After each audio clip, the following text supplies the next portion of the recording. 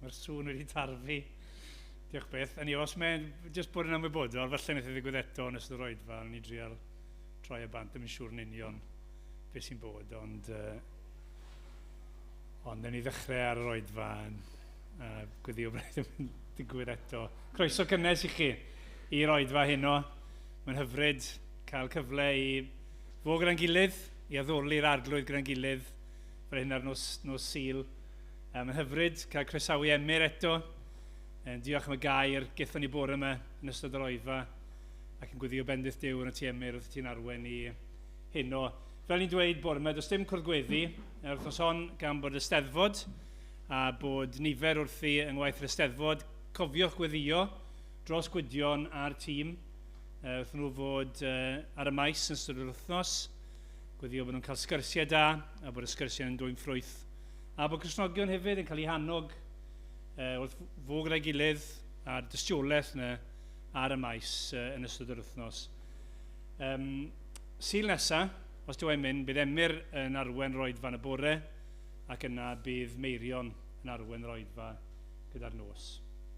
Ni droi at Dduw mewn gweddi. Arglwydd Dduw, ni'n ymwybodol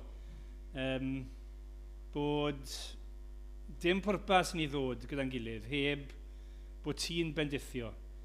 Ac o Dduw, ni'n dod felly ac yn erfyn arno ti i ymwneud â ni heno trwy moddion gras yma ti wedi paratoi ar ein cyfer ni. Ni'n gweddio bydde y gair yn nerthol wrth i fe gael ei ddarllen. Bod geiriau yr ymynau wrth ni gyd ganu yn codi ni o bethau yna sydd yn llenwi meddyliau ni a bod ni'n gallu hoelio'n llyged ni yn lle ar yr arglwydd Iesu Grist. Ac o Dduw, ni'n gweddio wrth i'r gair cael ei esbonio a bydden ni'n gwybod am nerth yr ysbryd glân yn dod gyda'r gair, yn dod mewn nerth ac yn cael ei gymhwyso i'n bywydau ni pob un ac hefyd fel eglwys i'n bywyd ni fel corff yr y bobl di.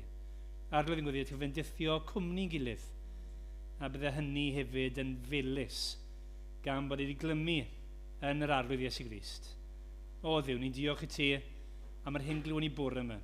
Ni'n gweddio ti pwyd o gadael dim byd cipio'r gair o'n calonnau ni, ond bod ni yn ystyried rhyfeddod yr arglwydd Iesu Grist, rhyfeddod i bersonau, rhyfeddod i waith ar y groes drosto ni, a rhyfeddod yr atgyfodiad, a bod e nawr yn eistedd ar ddeheilawd di, yn eiriol troso ni. Arglwydd, ni'n gweddio dy fendith di ar waith yr Eisteddfod, ni'n gweddio dy fendith di ar dy waith di ar hyd a lled ein gwlad ni, a ni'n gweddio a bydde enw Iesu Grist yn cael ei fawrygu unwaith eto, yn y lle hwn heno, ond hefyd yn Nghymru gyfan. A byddai'n gofyn hyn yn enw ac yn heiddiant Iesu Grist. Amen.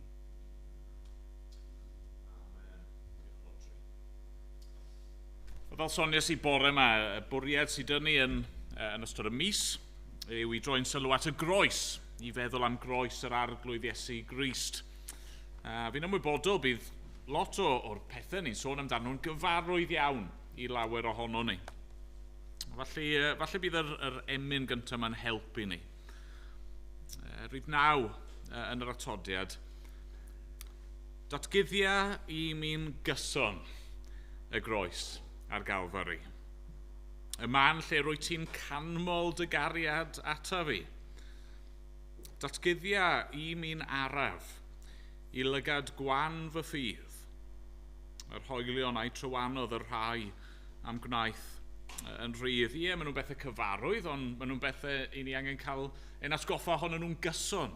Ni angen troi'n gyson at groes yr arglwydd Iesu. Pam? Wel, achos mae'n llyged ni, llyged ffydd yn wan. A ni angen help yr arglwydd i ddeall ac i werthfarogi. Mae'r ail bennill yn troi at ein thema ni am heno'n arbennig. Datguddia i mi yno ddigofaint Duw ar ddyn. Digofaint, hynny yw cysineb Duw tuag at bechod. A'r Iesu neu ddioddef. ac yntau'n lan ei hun. Gad i mi glywed eto'r ing oedd yn ei gri, pan gafodd gip ar uffern a drodd yn nef i mi. Nawn ni sefyll i ganu.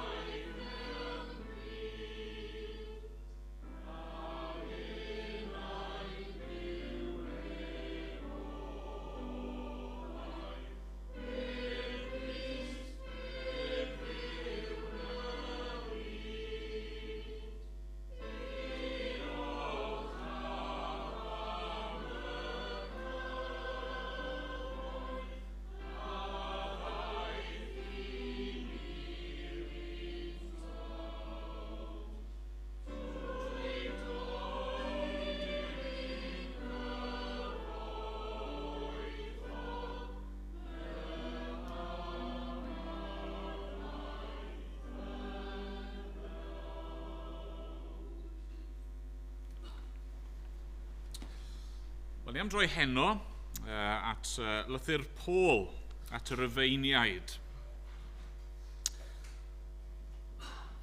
Ni'n mynd i ddarllen rhan o'r trydydd benod, penod 3, ac adnodau 9 i 26. Mae Paul, yn yr llythyr yma, yn atgoffa y Rhufeiniaid o'r Efengyl. Ac yn y penodau cyntaf yma, mae wedi bod yn atgoffa neu'n dangos ac yn profi bod yr Efengyl yn newyddion da i bawb. Fod pob un angen yr Efengyl, os ych chi yn iddew neu yn un o'r cenhedloedd eraill, i ni gyd yn cael ein hachub yn yr un ffordd, sef trwy ffydd yn y Crist croeshoeliedig. Ac ni'n mynd i just cael rhan o'r hyn mae'n ei ddweud fan hyn nawr, yn Rhufeiniaid 3, dechrau'n adnod 9. Wel, ynte. A ydym ni'r Iddewon yn rhagori? Ddim o gwbl. Rydym eisoes wedi cyhuddo Iddewon a Groegiaid fel ei gilydd o fod dan lywodraeth pechod. Fel mae'n ysgrifenedig. Nid oes neb cyfiawn, nac oes un. Neb sydd yn deall, neb yn ceisio Duw. Y mae pawb wedi gwyro yn ddi-fydd ynghyd.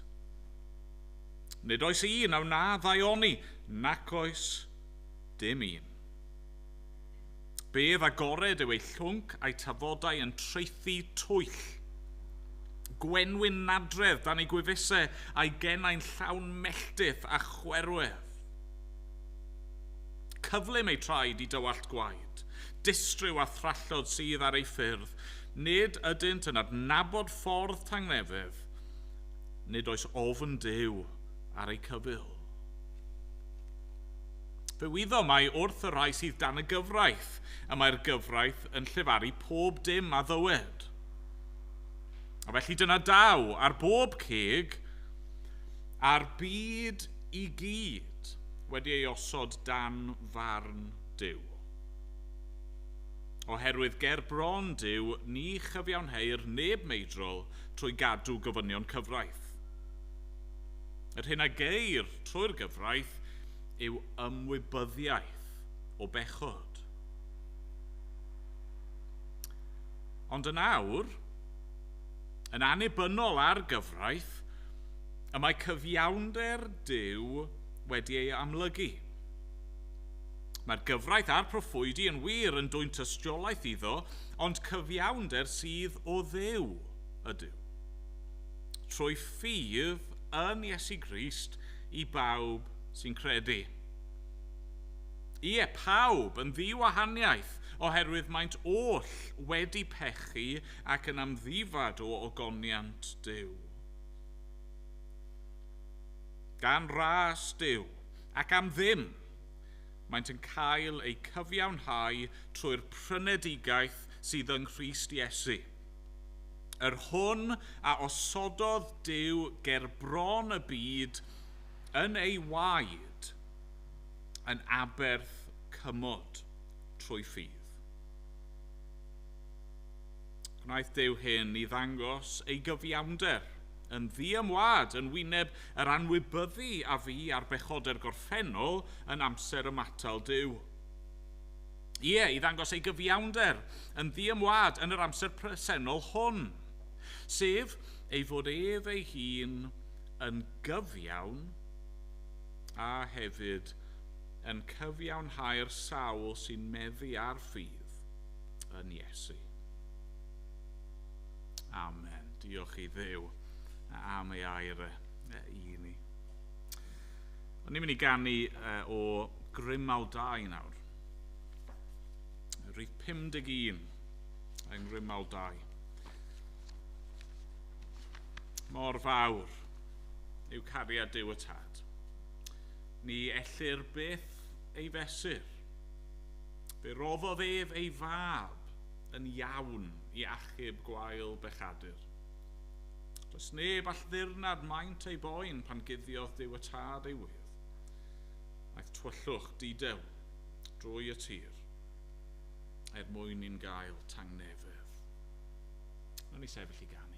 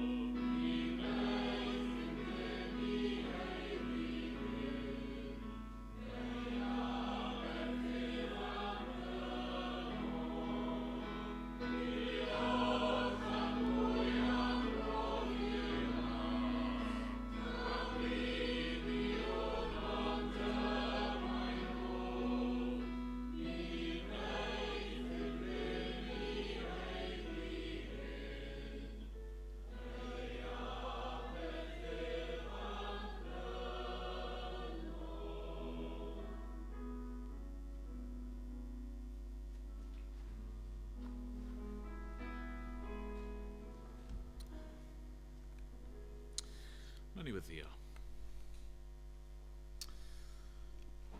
O arglwydd ein Duw wrth i ni droi at y ti yn awr, i ni'n diolch i ti unwaith eto am dy air di. Dy air di mor werthfawr arglwydd i ni. Ac eto ni'n cyffesu ar adegau, mae yna bethau i ni'n ffeindio'n anodd i ddeall. Ni'n meddwl am eiriau Pedr yn ei lythyrau yn dweud fod llythyrau Paul yn gallu bod yn heriol i'w deall ac arglwydd ni'n gytuno gyda fe.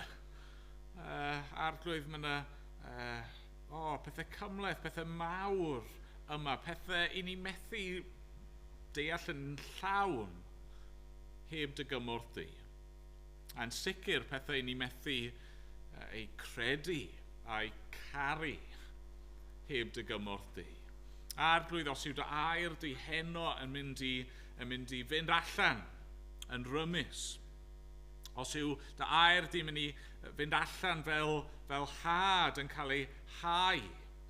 A'r had yna yn mynd i ddwyn unrhyw ffrwyth o gwbl. Arglwydd mae'n rhaid i ti i weithio.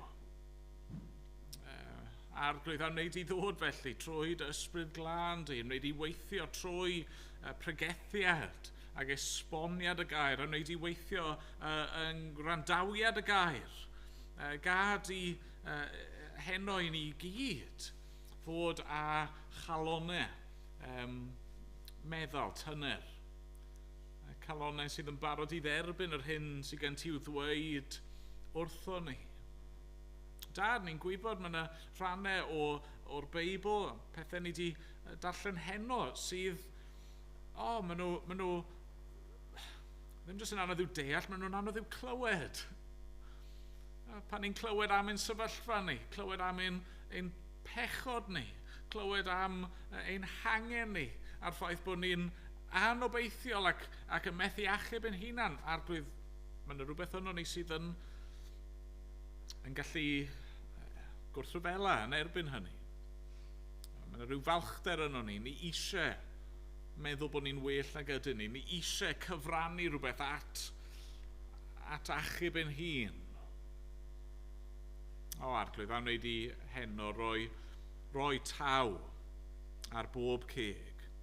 A wneud i heno roi i bob un ohono ni ymwybyddiaeth o bechod ac ymwybyddiaeth o'n hangen, ond arglwydd dros hynny gyd, trwy hynny gyd, gad i ni fod yn ymwybodol o dy gariad di ac o'r maddeuant sydd i'w gael trwy'r arglwydd Iesu Grist, trwy ei groes a'i atgyfodiad trwy'r ffaith fod wedi mynd i'r groes ein mwyn ni. Arglwydd, gad i'r reality yna heno fod yn gysur i bob un ohono ni. Arglwydd, ni'n dod at y ti heno'n bobl anghennus. Ni, falle ag anghenion gwahanol, ond i ni gyd yma ag anghenion ger dy fron di, a ni'n gweddio wneud i ddod nawr a wneud i gysuro, a wneud i annog, a wneud i adeiladu mewn ffydd, a wneud i ddisgyblu os oes angen, cywiro os oes angen, os oes rhywun yn bell oddi wrth y ti, dera nhw nôl at y ti. Dad, ni'n gwybod bod yna bobl yma heno falle sydd yn teimlo euogrwydd, yn teimlo ofn, falle yn dioddau mewn rhyw ffordd, ac arglwydd, ni'n gweddio, wneud i ddod yn agos nawr. Gweithio trwy dy air yn nerth yr ysbryd glân, gweithio'n wirthiol arglwydd. Os oes na salwch yn ein plith ni, os oes na bechod yn ein plith ni, gweithio, cymer hynny ffwrdd. Arglwydd, ni'n gweddio'r un fath am aelodau'r eglwys a teulu'r eglwys sydd ddim yma. Ar hyn o bryd, ni'n gweddio i'r rhai sydd angen nerth, arglwydd bydd yn nerth iddyn nhw. I'r rhai sydd angen cael ei amddiffyn a'i gwarchod mewn rhyw ffordd bydd yn darian iddyn nhw. I'r rhai sydd angen arweiniad bydd yn fugail iddyn nhw. I'r rhai sydd yn teimlo bod nhw yn sydd o arglwydd. Bydd yn graig arglwydd. Bydd yn bopeth i dy bobl os gweli di fod yn dda. Dad, ni'n gweddio hynny dros o ni fel eglwys, ond ni'n cyflwyno hefyd dy bobl di yng Nghymru. Ni'n diolch bod gen ti eglwysu a phobl i ni ddim yn ymwybodol ohonyn nhw a bod ti ar waith. A ni'n gweddio nawr wneud i fywhau dy waith a bendithio y gwaith yma yn ein gwlad ni, ro adfywiad os gweli di fod yn dda. Da, ni'n gweddio am Gristnogion ar draws y byd yn gwynebu pob math o heriau gwahanol, sefyllfaoedd gwahanol. Ni'n gweddio bydde ti'n cadw yr un drwg i ffwrdd. Ni'n gweddio bydde ti'n rhoi dewrder a dyfal barhad i'r rheini sydd yn cael eu herlyd ac arglwydd. Ie, a wneud i. Weithio'n rymus yn dy eglwys di yn ein dydd ni, os gweli di fod yn dda. Ni'n gweld gymaint o ymysodiadau. Ni'n gweld yr un drwg, a pwerau drygionus y byd hwn yn gryf. Ac arglwydd, ni'n gweld Cristnogion yn aml iawn yn gysglyd ac yn aml iawn yn gyfforddus Dad, bywha dy bobl di. Os gweli di fod yn dda. I ni eisiau dod ag ogoniant i ti.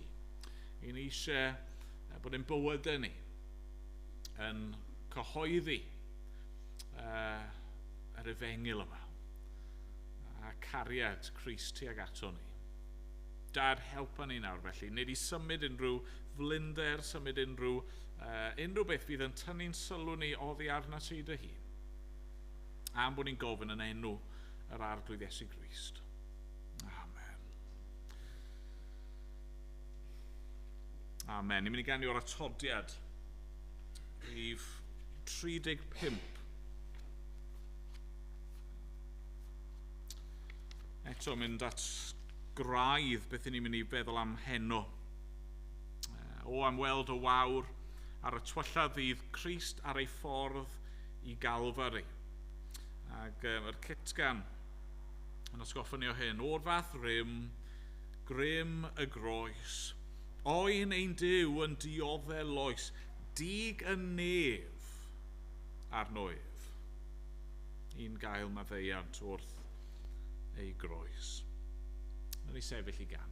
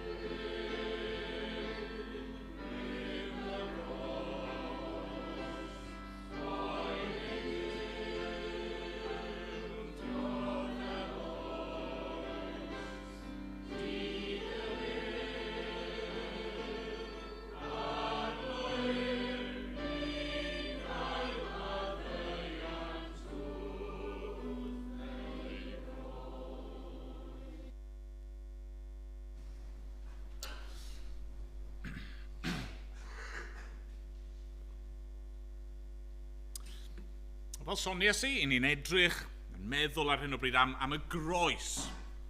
A dechreuon ni bore yma yn meddwl am y groes fel digwyddiad. Felly yn edrych yn eitha cyffredinol beth ddigwyddodd a fe glywon ni, os o'ch chi ddim yma, clywon ni am y groes fel digwyddiad hanesyddol, go iawn, digwyddiad hollol erchyll, gweidlyd, digwyddiad lle nath Iesu ddioddef yn anheiddiannol. A hynny mwyn ein hachub ni. Dyna lle nathon ni orffen. A ni ar y lefel mwyaf syml. Pam fod Iesu wedi marw? Pam dioddef pethau hyn? Wel, yn ein lle ni. Ein mwyn ni. Mae hynny'n codi pob math o gwestiynau, yn dydy. Y cwestiwn falle yw wel, pa wahaniaeth nawr mae hynny yn ei wneud? Beth yw'r iachawdwriaeth yma? Beth yw'r bywyd yma? Be mae Crist wedi wneud? Be mae e wedi ei ennill? Be mae e wedi cyflawni? Beth yw'r pethau sy'n dod i ni achos bod e wedi mynd i'r groes yn ein lle ni? A dyna fi'n gobeithio edrych arno heno ac yn ystod y mis. A fel wedes i, bydd yna rai pethau yn gorgyffwrdd, yn overlapo. Iawn? Mae fel petai ni'n edrych ar y groes o onglau gwahanol, a weithiau chi'n gweld bach o'r un pethau. Yeah? So, enghraifft, os ych chi'n mynd i'r Steddfod wythnos yma, cwpl o weithiau, byddwch chi'n gweld rai pethau tebyg iawn. Ond byddwch chi'n gweld pethau gwahanol iawn bob tro hefyd yn byddwch chi. Chymod, gallwch chi fynd i rando ar gan i gwerin, a gallwch chi fynd i rando ar rhyw aria o ryw opera. Wel, canu yw'r ddau, ond maen nhw'n debyg, maen nhw'n wahanol. Neu gallwch chi fynd i fita mewn rhyw babell, neu gallwch chi gwrdd ar rhywun yn hyn. So, gallwch chi fynd dwywaith i'r un man, ond mae'ch profiad a beth chi'n gweld o'r lle yn wahanol. A dyna sydd dyn ni fan hyn. Yn y groes, mae'n gymaint i'w ddweud. A be ni'n mynd i drial wneud yw edrych arno fe o onglau gwahanol. A gobeithio, mwyn trial helpu ni yn hyn, fi'n mynd i drio crynhoi, ym mhob oedfa, crynhoi'r persbectif, y golwg penodol, gyda un gair, un adnod ac un darlun. A felly, os chi dim ond yn cofio, tri pheth, ond un peth o bob oedfa, dyna'r pethau i drial i cofio. Nawr, y gair te am heno. Y gair mawr yw dyhyddiant. Okay? Mae'n gweld rai o'ch chi'n creu eich pen. Chi ddim yn gwybod beth yw dyhyddiant. Yn Saesneg, y gair yw propitiation. Nawr, fi'n gweld rai eraill nawr yn crafu pen yn gweud os sa'n gwybod beth yw hwnna yn Saesneg chwaith. Dyna ddim yn lot o help. Wel, chymod be? Peidiwch poeni. Don't panic. Mae'n okay ddysgu geiriau newydd weithiau, dydy? Dyma beth gwael i ehangu ein geirfa a fi yma gobeithio i helpu. Yn syml iawn, byddwn ni'n meddwl mwy nawr, ond yn syml, dyhyddiant, propitiation, yw syniad bod llyd Duw, casineb Duw at bechod, right? Yn cael ei droi, yn cael ei symud i ffwrdd o un gwrthrych at un arall. Na'r gair te, dyhyddiant, byddwn ni'n ymhelaethu. Yr adnod, os ych chi eisiau prif adnod ar gyfer ein sylw ni heno, adnod 25 yw hi. Lle mae Paul yn dweud am Iesu, yr hwn a osododd Duw ger bron y byd yn ei waed yn aberth cymod trwy ffydd. A falle newch chi yn eich Beibl chi weld, falle bod ych chi rhyw troed nodyn sy'n dweud bod yr aberth cymod gallu cael ei gyfieithu fel moddion peredigaeth neu fel iawn. Hynny mae'r syniad yma ni'n cyfoethog. Beth mae aberth Crist wedi gyflawni? Beth yw'r dyhyddiant yma? Wel, mae'n aberth cymod. Mae'n ffordd o'n puro ni. Mae'n ffordd o'n wneud iawn am ein pechod ni. Ac y darlun Os chi eisiau rhyw prif syniad I gymryd gyda chi heno, fi eisiau chi ddychmygu y demo. Teml yr Israeliad ac yn arbennig yr allor. Dewch dy fi yn eich dychymyg, just am funud. Eisiau chi roi eich hunan yn, ni'n mynd I esgidiau, falle sandalau bydd yn well, Israeliad. Chi yn teimlo'n ofnadwy. Chi'n teimlo yn eog. Chi di pechu, a chi'n gwybod bod chi di pechu, a chi'n teimlo'n frwnt I fewn. Falle bod dim angen I chi ddychmygu hynny, heno sa'n gwybod.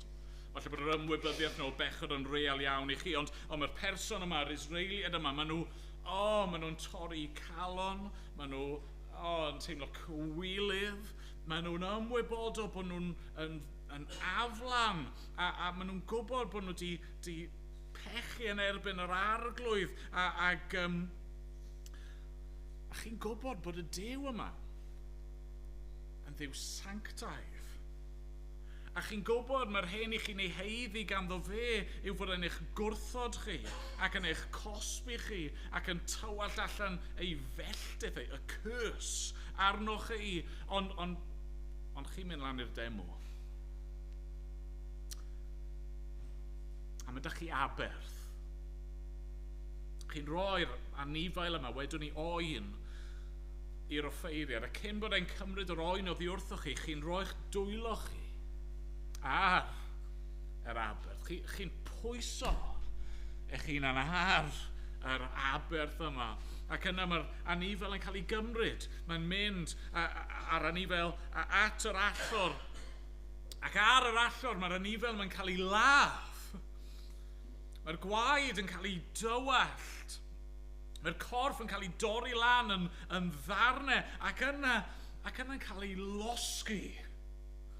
Ei losgi yn y tân, nes bod y ddim byd ar ôl. Ac yn sydyn iawn chi'n teimlo, mae'r baich ychydig yn ysgafnach. Pam? Wel, mae yna aberth wedi bod. Mae dyheddiad wedi bod. Mae cosb cyfiawn, perffaith Duw wedi cael ei droi oddi wrthoch chi a'ch pechod chi, a wedi cael ei roi ar yr aberth. Dyna'r syniad I ni'n mynd I fod yn meddwl amdano fe heno. Nawr, dyna fe'n ffras, gyda chi ni fynd yn ddyfnach.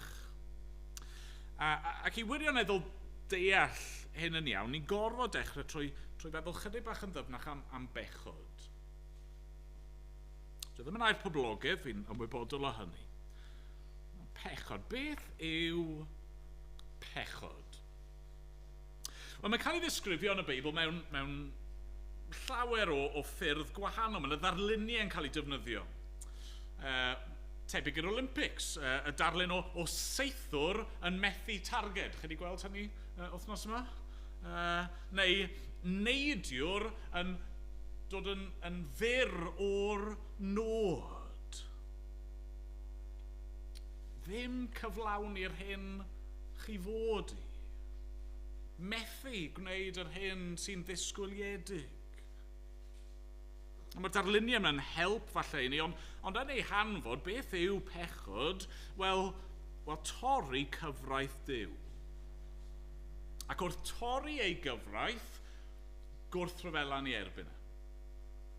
Wrth torri'r gyfraith yna, ni'n mynd yn groes i'w ewyllus e, a ni'n gwrthod yr arglwydd Duw, yr un sydd wedi ein creu ni. Drychwch ar y geiriau mae Paul yn dyfynu yn adnod 10. Nid oes neb cyfiawn, nac oes un, neb sydd yn deall, neb yn ceisio Duw. Ac yna mae'n esbonio'r peth yn adnod 20. Ger bron Duw, ni chyfiawn heir neb meidrol trwy gadw gofynion cyfraith, yr hyn a geir trwy'r gyfraith yw ymwybyddiaeth o bechod. Mae'r gyfraith yn dangos pechod I ni achos bod ni wedi torri y gyfraith. Nawr, wrth gwrs, i'r Iddewon, oedd hyn yn beth ddylsyd I bod yn amlwg iddyn nhw. Ond nhw, wedi derbyn y gyfraith gan Dduw. O'n nhw'n gwybod beth oedd disgwyliadau Duw ar eu cyfer nhw, ac os o'n nhw'n onest, o'n nhw'n gwybod bod nhw wedi torri'r gyfraith. Gweithaf i ymdrechio nhw i geisio cyfiawnhau eu hunan, ar ddiwedd y dydd, os oedd unrhyw un yn onest, go iawn, yn eu calon, bydden nhw'n gorfod cyfadde bod nhw wedi llwyddo. Bod nhw ddim wedi llwyddo, bod nhw wedi methu yn llwyr. Be mae'r gyfraith yn dweud? Sa'n mynd i fynd trwy'r gyfraith i gyd, ond mae'n cael ei grynhoi i ni, yn dydy, gan yr arglwydd Iesu. Car yr arglwydd dy Dduw. Car dy gymydog fel ti dy hun. Pwy sydd wedi gwneud hyn? Pwy sydd wedi caru Duw gyda'i holl calon, meddwl, enaid a nerth? Pwy sydd wedi rhoi yn gyntaf ym mhob peth ac ym mhob sefyllfa? Pwy sydd wastad wedi gwneud yr hyn sy'n dda yn ei olwg a wastad wedi gwrthod y drwg? Pwy sydd wedi caru cymydog nhw fel nhw ei hun?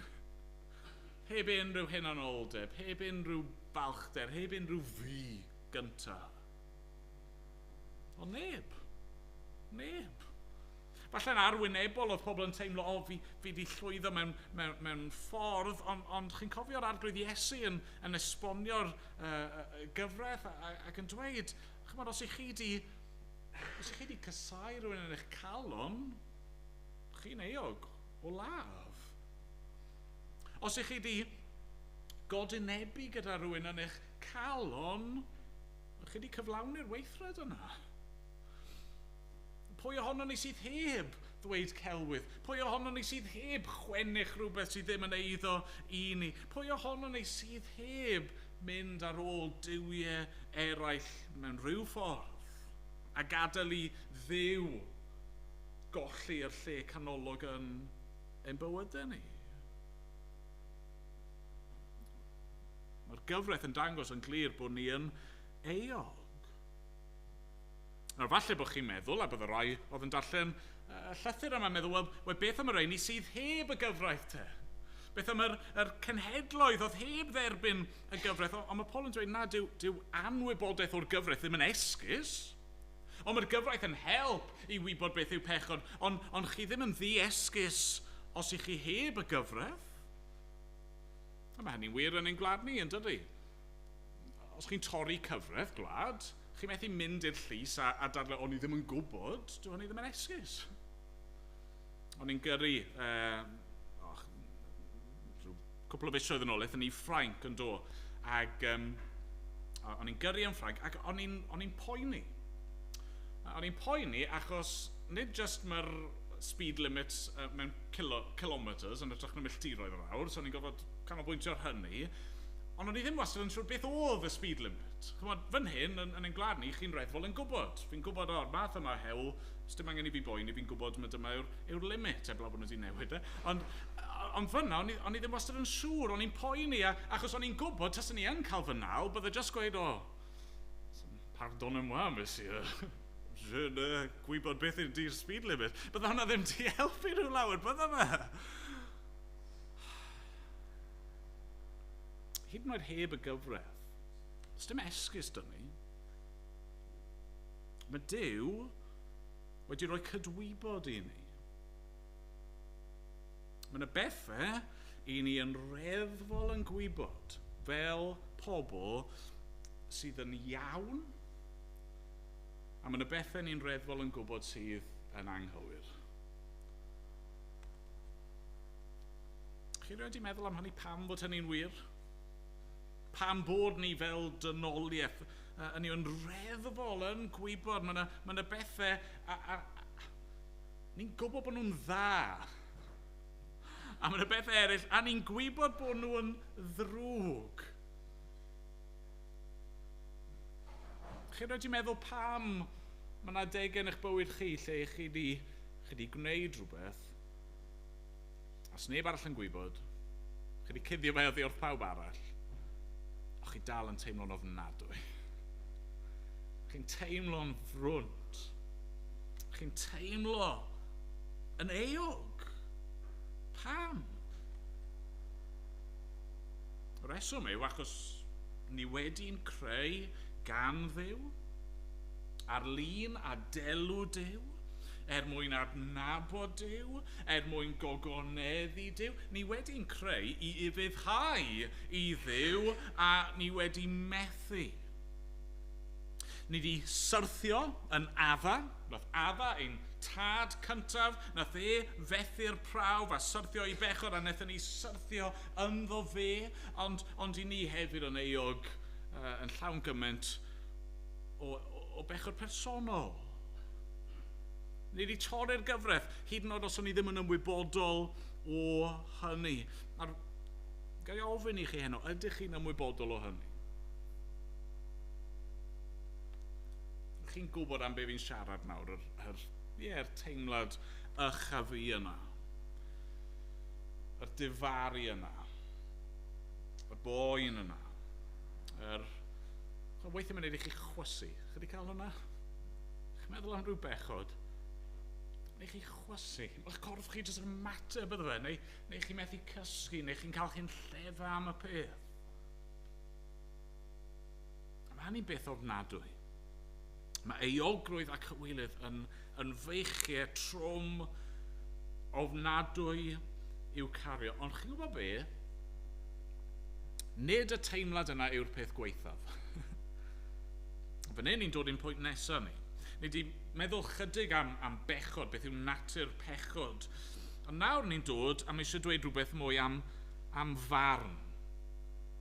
Barn, Duw. Pam fod pechod yn beth difrifol?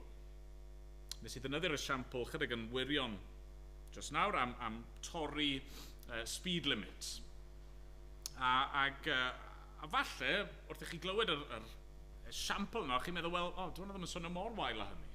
Mae gen I gyd I mynd, chydig bach dros be mae'r gyfraith yn ei ddweud. Ond y gwahaniaeth fan hyn yw bod ni'n torri cyfraith Duw. Nid cyfreithiau dynol, nid rhywbeth o ddychymyg dyn, nid hyd yn oed y rheolau da hynny mae llywodraethau wedi gosod mewn lle mwyn ceisio rwystro drygioni a sicrhau y daioni mae'n cydwybod ni'n chwilio amdano fe. Na ni'n sôn fan hyn am gyfraith Duw. A mae Duw yn sanctaidd.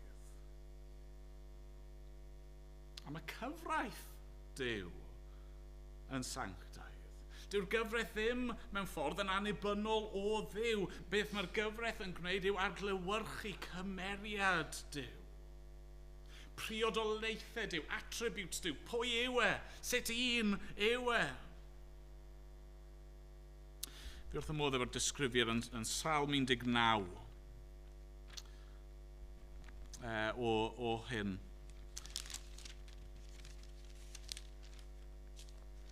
Salm 19 yn disgrifio'r gyfraith. Just darllen adnod 7 ymlaen. Mae cyfraith yr arglwydd yn berffaith, yn adfywio'r enaid. A mae tystiolaeth yr arglwydd yn sicr, yn gwneud y syml yn ddoeth. Mae deddfau'r arglwydd yn gywir, yn llawenhau'r galon. Mae gorchymyn yr arglwydd yn bir, yn goleuo'r llygaid. Mae ofn yr arglwydd yn lan, yn para am byth. A mae barnau'r arglwydd yn wir, yn gyfiawn bob un. Mwy dymunol ydynt nag air, na llawer o air coeth, a melysach na mêl ac na difurion diliau mêl. Trwyddynt hwy hefyd rybuddir fi, ac o'i cadw mae gwobr fawr.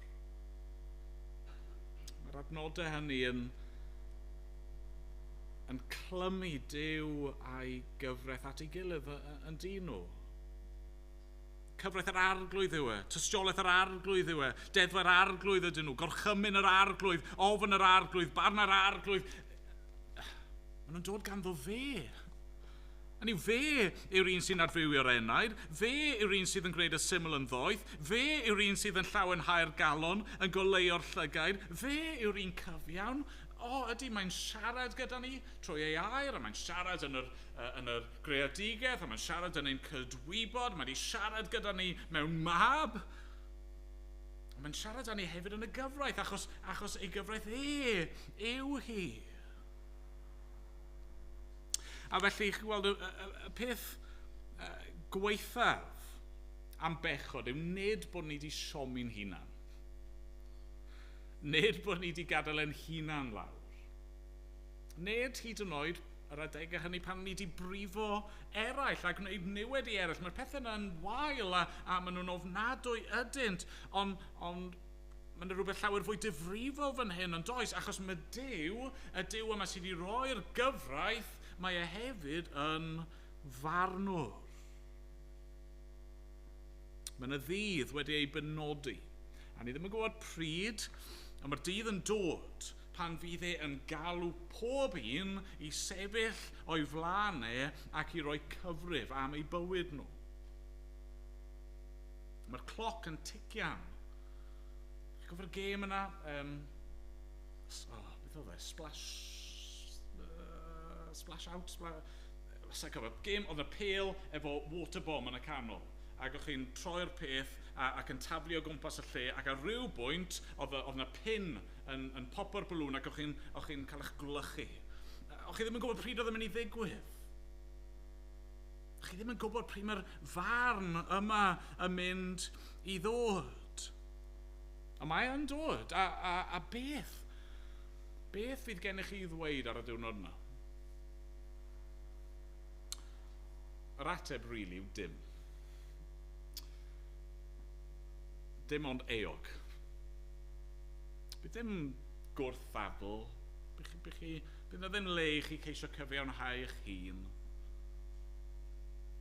Eog. Dyw'r arglwydd ddim yn gallu anwybyddu pechod.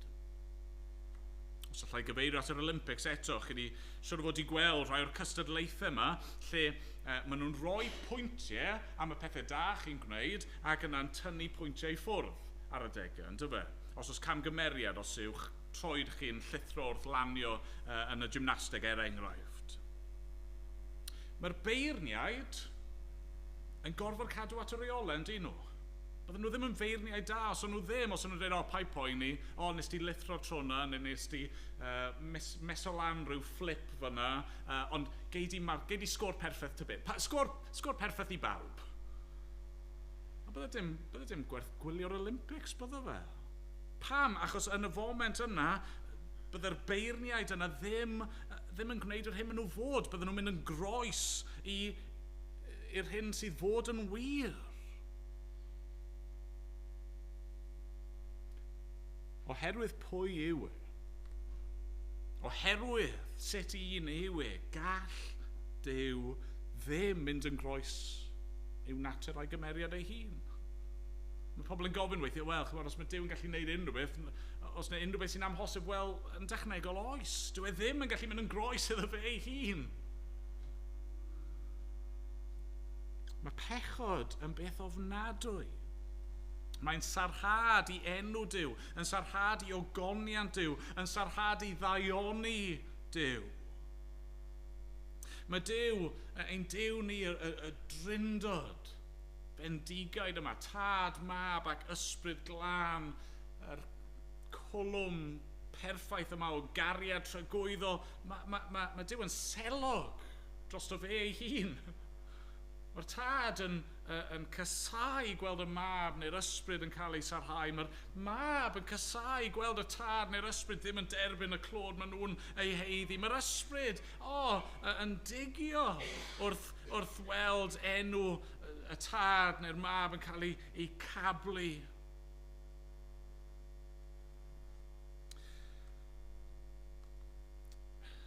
Mae pechod yn mynd i gael ei farnu. Am y llyd Duw, dicter Duw, sancteiddrwydd Duw, cyfiawnder Duw, daioni Duw, cariad Duw. Pwy yw Duw? Mae'r cwbl yn llosgi yn erbyn pechod. A sdim byd mynd i ddiffodd y fflam yna nes bod pechod yn derbyn y gosb mae'n ei heiddi.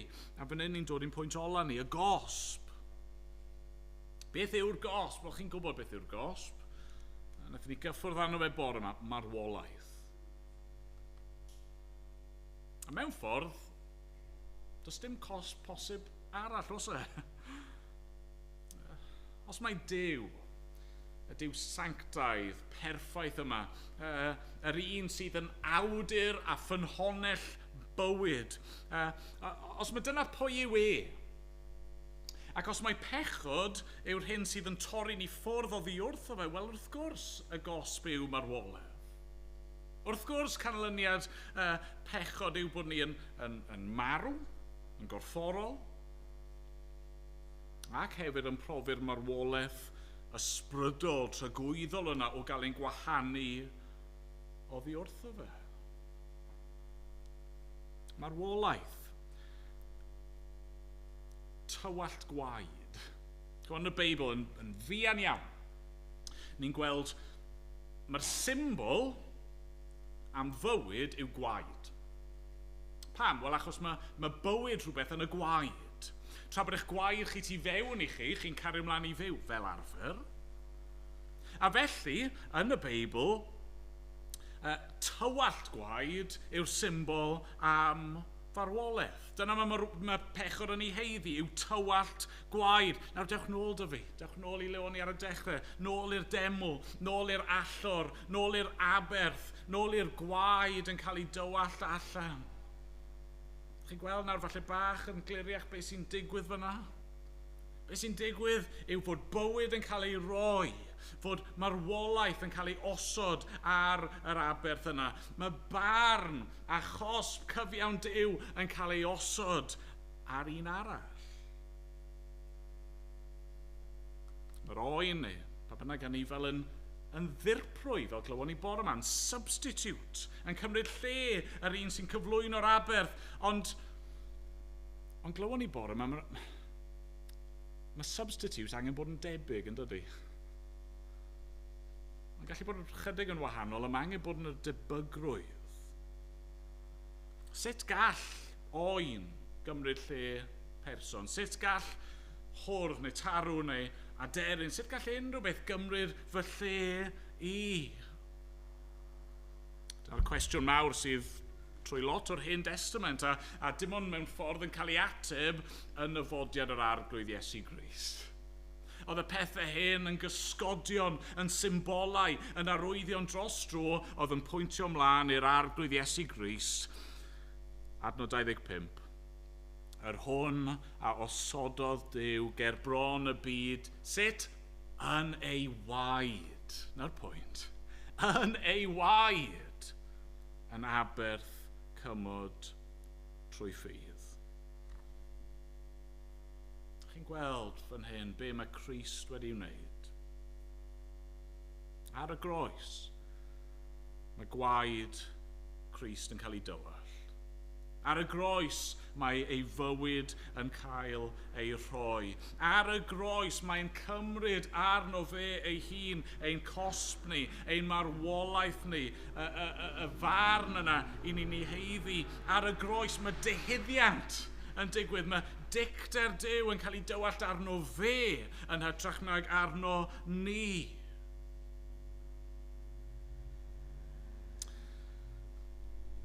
Mae'n un darlun bach i chi, wrth i ni orffen. Sa'n gwybod chi'n hoffi mellt a thoranau, fi wrth y modd gyda mellt a thoranau. Ond sa'n eisiau bod yn rhy agos. Os chi'n rhy agos, mae'n beryglus. Ac os i chi yn agos, y peth gorau gallwch chi ei gael yw lightning conductor, yn dyfa, sa'n gwybod beth hwnna'n Gymraeg. Be mae lightning conductor yn gwneud? Wel, darn o metal, darn sydd yn uwch na phopeth arall, darn sydd yn atynnu grym ac dinistyr mellten ac yn delio gyda fe. Troi'r fellten fel petai i ffwrdd oddi wrth cartre, i ffwrdd oddi wrth person, i ffwrdd oddi wrth un ohono ni ac yn cael ei dynnu at y peth arall yma. Dyma chi'n gweld be mae Crist wedi wneud. neu rhan o be mae wedi wneud ar y groes. Nawr beth mae hynny'n golygu i ni? Eisiau gweud dau beth yn fyr iawn. Yn gyntaf i gyd, mae'n golygu does na ddim cosb. Does na ddim euogrwydd. Does na ddim hyd yn oed cywilydd ar ôl ar ein cyfer ni sydd wedi rhoi'n ffydd yn yr arglwydd Iesu Grist. Mae Crist wedi amsugno'r cwbl fel petai. Mae'r peidiwch can ddeall, ydyn ni fod i dyfu mewn sancteiddrwydd. Mae Duw eisiau ni dyfu yn fwy tebyg i Iesu Grist. Ac os y'n ni'n crwydro oddi wrtho fe, ac os y'n ni'n parhau i bechu, yna fel plant mae'n caru, bydd e'n disgyblu ni.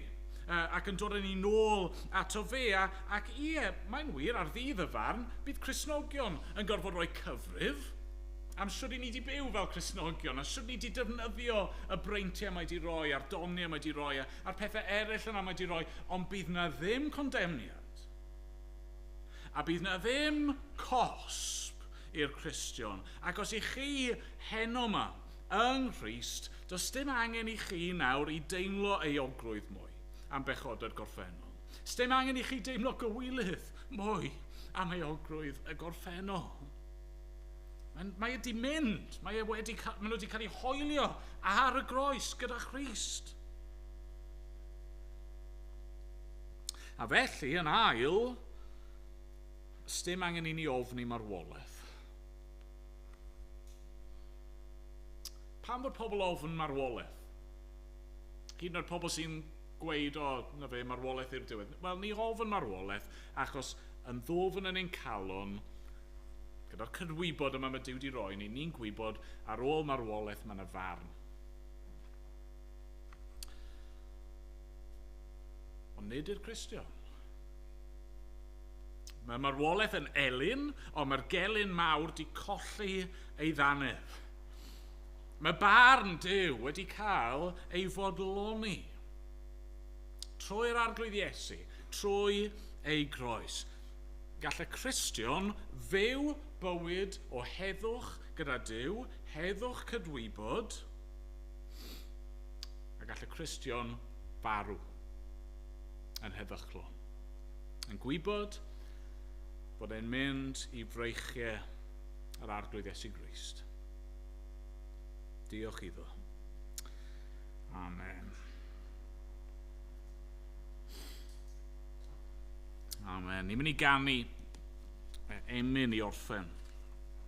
Rhif 388. Nawr yn y llyfr ymyned, dim ond un pennill sydd. Ond dys i ar draws cwpl o benillion eraill, ac felly ni'n mynd i'w canu nhw hefyd.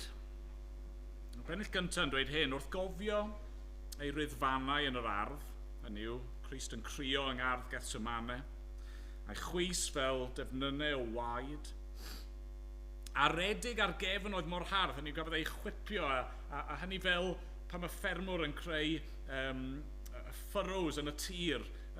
Mae cefn Crist yn edrych fel cae sydd wedi cael ei aredig. A'i daro a chleddyf ei dad, mae'n cael ei farnu, a'i gosbi. A'i arwain i galf ar ei fryn, a'i hoelio ar groesben o'i fodd. Rhaid cofio hyn, oedd e'n dewis mynd i'r groes. Pa dafod all dewi am hyn? Neu siwr gallwn ni beidio a chanu am hyn. Pa galon mor galed na ddodd? Hynny yw, falle bod chi hen wedi dod yma ac oedd eich calon chi'n teimlo'n galed. Chi ddim yn becso am y pethau yma, chi ddim yn becso am eich pechod, chi ddim yn becso am ddew. Ond pan chi wedi clywed hyn nawr, sut gall ein calon ni beidio a ffoddi? Yr ail bennill wedyn, gobeithio. Wrth gofio am goron o ddraen, fe folir am vinegar sir, so wrth ni gofio yr hyn dioddefod, ni'n moliau fod wedi yfed y vinegar sir yna ar y groes. Fe genir am bicell mor fain, y bicell all mewn i'w ochr e, a clodforir am hoelion o ddir, yr hoelion glynu Crist i'r groes.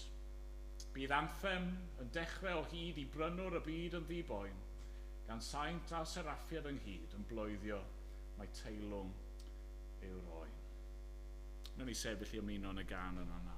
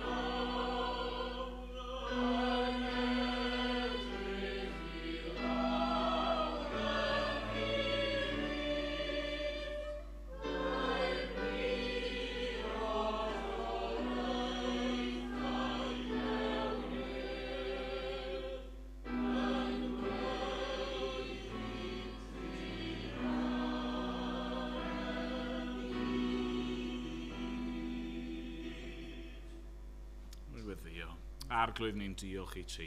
Ie, bod Crist wedi gwneud y cwbl ac ie, fod e wedi bodloni y gofynion y gyfraith a dy gyfiawnder di o Dduw. Diolch bod pechod wedi gosbi yng Nghrist a felly bod ffordd I ni nawr I beidio a wynebu dy farn di. O Arglwydd, helpa ni nawr I gredu'r pethau hyn o sgweli di fod yn dda. Dad, bydd gyda ni. Am ein bod ni'n gofyn yn enw yr arglwydd Iesu Grist. Amen.